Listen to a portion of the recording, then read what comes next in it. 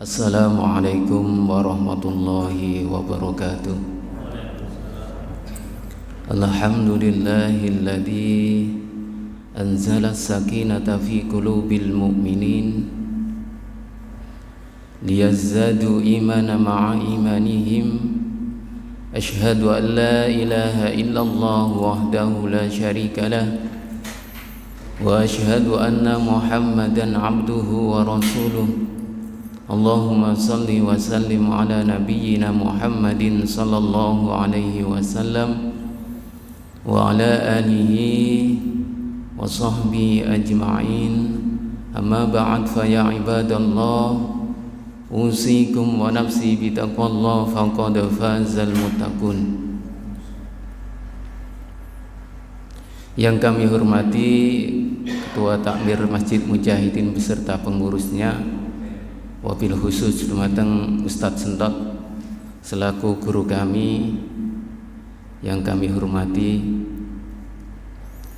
Rasanya tiada kata dan ucapan yang pantas keluar dari lisan kita selain rasa syukur kehadirat Allah Subhanahu wa ta'ala atas limpahan nikmat, curahan rahmat, ditetapkannya kita dalam ketaatan.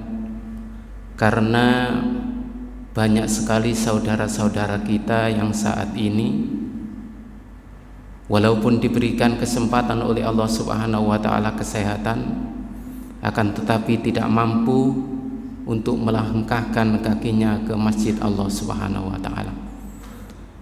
Atas nikmat ketaatan ini patutlah kita selalu bersyukur kehadiratnya, dan mudah-mudahan apa yang kita upayakan kali ini tentunya banyak rangkaiannya, dari kita mulai bangun tidur, kemudian kita melaksanakan qiyamul lail, kemudian pergi ke masjid, sampai pada saat ini kita sama-sama bertaklim. Ini semua adalah ketentuan Allah Subhanahu wa ta'ala, dan mudah-mudahan apa yang kita upayakan itu tadi menjadi amal soleh kita dan sekaligus sebagai pemberat timbangan kita di hadapan Allah Subhanahu wa ta'ala. Amin. Salawat dan salam semoga selalu tercurahkan kepada beliau, uswatun hasanah kita, baginda Rasulullah sallallahu alaihi wasallam beserta keluarga beliau, para sahabat, para tabi'in, dan tentunya kepada mereka yang selalu istiqomah di jalan sunnahnya, dan mudah-mudahan itu termasuk kita. Para jamaah salat subuh yang dirahmati oleh Allah Subhanahu wa ta'ala, izin kami untuk menyampaikan beberapa hadis. Sebetulnya belum pantas ini saya menyampaikan sesuatu, tapi ini untuk diri kami sendiri, untuk memberikan muhasabah kepada diri kami sendiri sesuai dengan flyer yang sudah dibuat oleh Ustadz Khalili, yaitu menyampaikan tentang investasi akhirat. Setiap kita pasti menginginkan kehidupan yang layak, kehidupan yang mapan, kehidupan yang sempurna, punya kendaraan mewah, punya rumah megah, punya harta yang berlimpah, punya aset di mana-mana. Itu adalah impian dan harapan banyak dari manusia, termasuk sing ngomong sami kepingine ngoten. Akan tetapi semua itu diperbolehkan oleh agama. Agama tidak melarang kita mau kaya, mau punya harta yang berlimpah. Agama tidak melarang. Akan tetapi ada satu hal yang harus diingat, bahwasanya ketika kita mendapatkan semua itu jangan sampai bertentangan dengan syariat yang Allah tetapkan. Apa kita mendapatkannya atau membelanjakannya. Kedua-duanya jangan sampai menentang terhadap syariat-syariat Allah yang telah dibawa oleh Rasulullah sallallahu alaihi wasallam. Ma'asyiral muslimin wa zumratal mu'minina rahimakumullah. Tidak hanya itu, tidak hanya mengumpulkan harta saja. Ada sebagian manusia yang merasa takut di hari tuanya, sehingga sampai saat ini dimulailah untuk berinvestasi, mungkin membeli aset-aset atau lahan-lahan yang strategis untuk dijual 20 sampai 50 tahun ke depan. Ini dalam perasaan hati merasa takut di hari tua akan sengsara, maka dimulailah seperti ini hingga nanti kalau waktu tua itu dijual, hingga bersantai-santai menikmati harta yang telah dikumpulkan. Namun bagi umat Islam, tidak hanya ingin berhasil ketika hidup di dunia saja. Ada kehidupan setelah kematian yang harus diperjuangkan.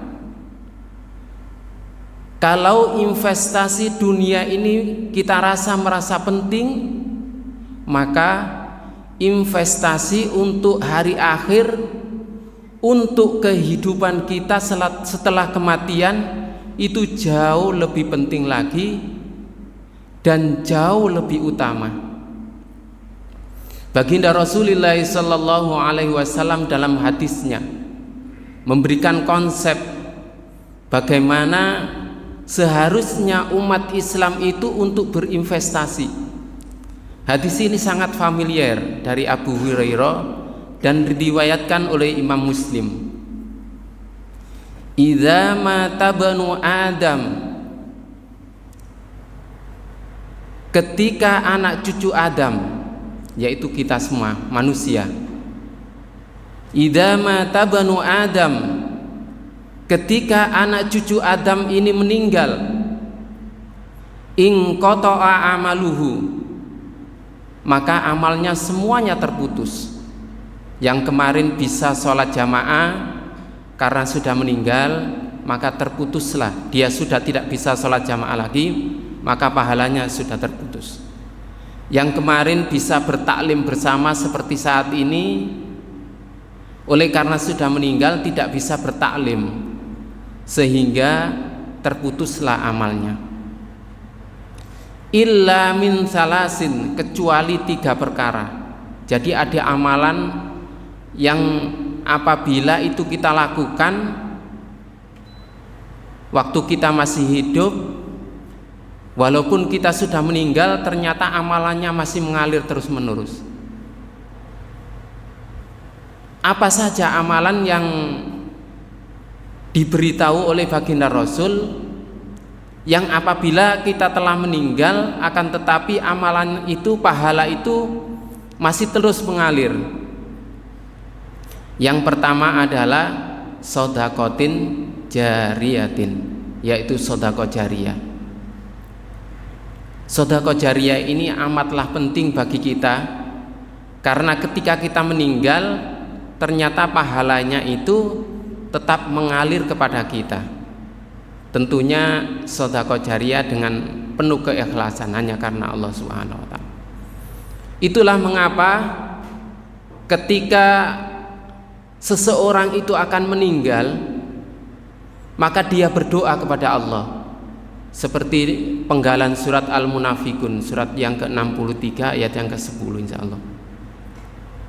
Rabbi laula akhortani ila ajalin qarib fa asaddaqa wa akum minas solihin. Jadi inilah impian dan harapan ketika akan meninggal. Ya Allah, tundalah barang sedikit waktu kematianku, aku ingin bersedekah. Jadi seseorang yang akan meninggal itu punya impian, dan impiannya itu di luar nalar kita sebetulnya. Kalau tidak diinformasikan oleh Al-Quran seperti itu, pastilah akan kita bantah. Masa orang mau meninggal ingin ditunda sedikit waktunya untuk bersedekah. Kalau menurut akal kita pastilah mungkin yang punya istri cantik ingin bersenang-senang dengan istrinya dulu, atau bercanda gurau dengan anak-anak kita yang lucu-lucu. Itu menurut akal kita. Tapi Allah Subhanahu wa ta'ala menginfokan kepada kita, informasi yang kita terima bahwasannya seseorang yang akan meninggal itu punya impian, punya harapan, ingin ditunda barang sebentar. Untuk apa? Ternyata ingin bersedekah. Inilah pentingnya bersedekah itu, karena amalan ini mampu memberikan pahala yang mengalir terus-menerus walaupun kita sudah meninggal. Kemudian yang kedua, setelah sodakotin jariyatin aw ilmin yuntafa'u bih, inilah konsep yang diberikan oleh baginda Rasul, ilmu yang bermanfaat. Ilmu yang bermanfaat ini adalah ilmu yang memberikan kemaslahatan kepada diri kita atau kepada orang lain. Banyak contoh ilmu yang bermanfaat ini, mengajarkan membaca Al-Quran, mengajarkan ilmu-ilmu agama, atau bahkan mengajarkan suatu ilmu yang mana ilmu ini dapat diambil manfaatnya, mungkin ilmu pertukangan atau yang lainnya. Ilmu yang bermanfaat ini adalah ilmu yang berhubungan dengan keridhaan Allah Subhanahu wa ta'ala. Loh, apa ilmu yang bermanfaat itu ada yang tidak diridhoi oleh Allah? Banyak sekali. Ilmu cara mengkorupsi, misalnya dua orang bercerita, kamu itu bodoh, masa korupsi 1 juta saja ketahuan. Kemudian dia memberitahu, seperti inilah supaya tidak ketahuan. Kalau itu dilakukan oleh temannya yang diberitahu, berarti kan memberi manfaat kepada temannya tadi. Akan tetapi begitu ia mengerjakan seperti itu, bukan pahala yang mengalir, akan tetapi dosa jariyah. Dosanya akan mengalir kepada orang yang memberitahu tadi. Makanya ketika kita memberikan ilmu itu seharusnya kita harus berhati-hati. Bukan ilmu saja, ketika ada orang yang mencontoh kita untuk berbuat jelek, maka itu tanggung jawabnya akan kepada kita. Maka jangan sampai kita berbuat jelek kemudian dicontoh oleh orang lain. Itu yang kedua. Kemudian yang ketiga adalah awwaladin solihin yada'ulah, yaitu anak yang soleh yang mau mendoakan kita. Anak adalah aset dari Allah Subhanahu wa ta'ala. Anak adalah aset kita. Ketika kita mampu mengantarkan anak kita menjadi anak-anak yang bertakwa, anak-anak yang selalu taat kepada Allah Subhanahu wa ta'ala, maka segala pengorbanan kita, keringat kita, cucuran keringat kita, apa yang kita berikan kepada anak kita, maka akan terbalas. Ketika kita sudah wafat, maka pahala dari anak yang soleh ini akan membuat kita bahagia nanti ketika kita dipanggil oleh Allah Subhanahu wa ta'ala. Inilah 3 konsep investasi akhirat yang amat penting seharusnya kita tunaikan. Mudah-mudahan ini semuanya, konsep ketiga yang diberikan oleh baginda Rasul, informasinya seperti itu dapat kita tunaikan, sehingga ketika kita dijemput oleh kematian, kita akan merasa bahagia, kita merasa senang karena akan menemukan apa yang telah kita tabung di dunia, kita investasikan di dunia, akan kita temui ketika ajal telah menjemput kita.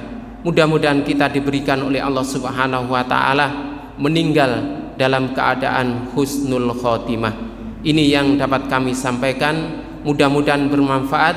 Kita akhiri dengan doa kafaratul majlis. Subhanakallahumma wa bihamdika asyhadu an la ilaha illa anta astaghfiruka wa atubu ilaik. Wassalamualaikum warahmatullahi wabarakatuh.